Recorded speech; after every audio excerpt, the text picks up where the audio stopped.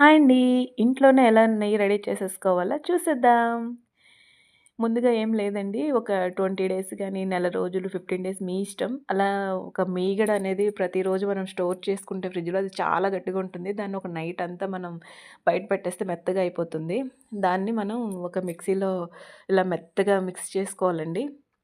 కొంచెం water add చేస్తూ అలా మెత్తగా అయిపోయిన దాన్ని మనం నెయ్యి చేసుకునే గిన్నెలో దేంట్లోనో వేసుకొని, దాన్ని వాటర్‌తో 3 టైమ్స్, 2 టైమ్స్ మన ఇష్టం వాటర్ తెల్లగా వచ్చేంత వరకు దాన్ని అలా క్లీన్ చేసుకోవాలి. ఆ క్లీన్ చేసుకున్న దాన్ని ఇంకేం లేదు డైరెక్ట్‌గా మనం స్టవ్ మీద పెట్టేసుకోవచ్చు.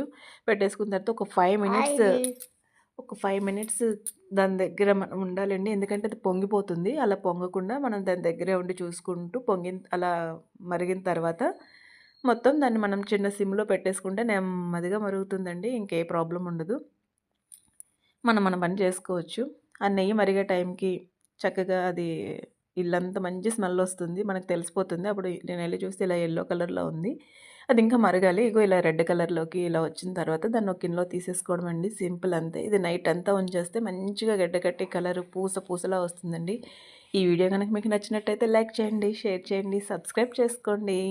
Thanks for watching.